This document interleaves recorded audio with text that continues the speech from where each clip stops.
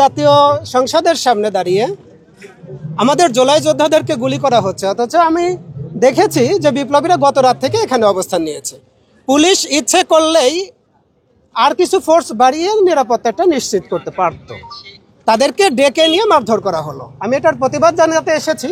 আর আপনারা দেখেছেন গত 1 বছরেরও বেশি সময় ধরে যে সার্কাস কমিশনটা, কি যেন সংস্কার কমিশনটা, ওনাদের আয়োজনে আমাদের ডক্টর মোহাম্মদ ইউনূস সাহেবের পরিচালনায় আমাদের ওপার বাংলার মুকুটহীন সম্রাট, এপার বাংলার ড্যাশিং হিরো সালাউদ্দিন সাহেবের প্রযোজনায় আমরা দেখলাম যে জুলাইকে কিভাবে পদদলিত করা যায়।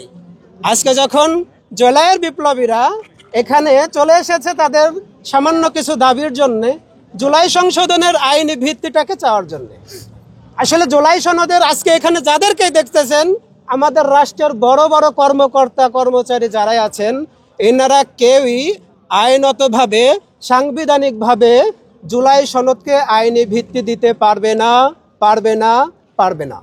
যদি জুলাই সনদকে আইনি ভিত্তি দিতে হয় দুটো উপায়ে দিতে হবে। একটা উপায় হলো জনগণের রায়কে আবার নিতে হবে, যেটাকে আমরা গণভোট বলি। একমাত্র স্মার্ট সিটি বসুন্ধরা, আধুনিকতায় এক ধাপ এগিয়ে। আর দ্বিতীয় ভাবে নিতে হবে, যেটা হলো সংসদের ভিত্তিতে। এই যে যারা আজকে সই করবেন, আমি শুধু যদি একটু ক্ষমতাবান হতাম, যে লোকটা আজকে এখানে সই করবেন সর্বপ্রথম তার হাতটা ভেঙে নিতাম। কারণ যে ব্যক্তি সই করবেন উনি হয়তো দলীয় কোনো বড় পদধারী হতে পারে, কিন্তু উনি আমাদের মতো একজন সাধারণ ভোটার। উনি তখনই এটাকে আইনি ভিত্তি দিতে পারবেন যখন দেশের মানুষের ভোটের অধিকার নিয়ে সংসদে গিয়ে উনি এটা পাশ করবেন। আজকে এখানে যে নাটক সাজানোটা হয়েছে, এই নাটকটা সাজানোর অর্থই হলো জুলাই শহীদদের রক্তের উপর দাঁড়িয়ে জুলাই শহীদদের রক্তের সাথে চরম বেঈমানি করা, জুলাইয়ের যারা আহত আছে তাদের কষ্টের সাথে চরম বেঈমানি করা। আমরা এই নাটকটা আপাতত মেনে নিচ্ছি না। যদি জুলাই সনদের কোনো ভিত্তি দিতে হয় অবশ্যই আগে গণভোটের আয়োজন করে তারপরে জুলাই সনদের ভিত্তিতে হবে। সংঘর্ষ কেন হবে? পুলিশ আমাদের ভাই, জুলাই আহত যারা আছে তারা আমাদের ভাই, এখানে যারা এসেছে জুলাই যারা পরিবার শহীদদের পরিবার আছে এরা আমাদের ভাই। সংঘর্ষ কেন হবে? এখানে একটা গুরুত্বপূর্ণ রাষ্ট্রীয় গুরুত্বপূর্ণ জায়গা।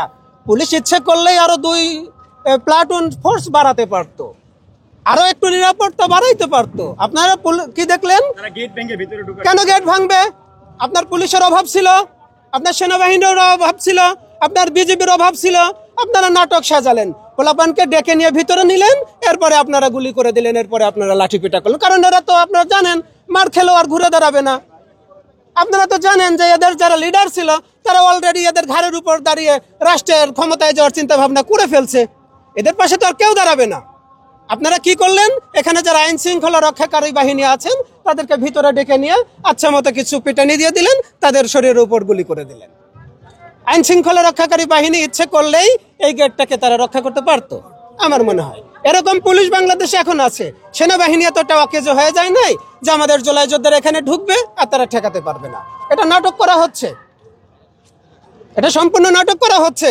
আপনারা আর কিছুদিন পরে দেখবেন যে ডক্টর মোহাম্মদ ইউনূসের নামের পাশে যেন তেন ইউনূস নামটা বসে গেছে। ধন্যবাদ সবাইকে।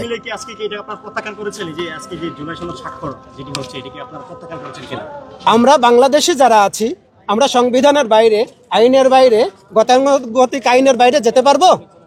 আপনারা বলেন যেতে পারবো? আজকে যারা সই করবেন তারা কারা? আমাদের মতো একজন ভোটার, উনি 10 ভোটের মালিক। উনি এটার আইনি ভিত্তি তখনই দিতে পারবেন যখন উনি সংসদে যাবেন জনগণের ভোটে। উনি কেন আইনি ভিত্তি দিতে যাচ্ছেন? হাত ভেঙে নিব তো। আর যদি আর একটা ভাবে আইনি প্রক্রিয়া আছে, সেটা হলো আমরা এই সরকারকে বিপ্লবী সরকার হিসেবে জানি। যদি বিপ্লবী সরকারের আমরা রায় দিয়েছিলাম এই সরকারের পক্ষে, সেটা গত বছরের 24শে জুলাই, যদি তাতেও যদি রাজনৈতিক দলের যারা নেতৃবৃন্দ আছে তাদের যদি মন না ভরে তাহলে আরেকবার একটু গণভোটের আয়োজন করতে হবে। যদি জনগণের পক্ষে রায় দেয় আপনারা জুলাই সনদের ভিত্তি দিবেন, যদি জনগণ রায় না দেয় জুলাই সনদের ভিত্তি দিবেন না। এতে মারামারি ধরাধরির কি আছে? আমাদের গায়ে গুলি করার কি আছে? আমাদেরকে কি বারবার বোকা পেয়েছেন নাকি আপনারা?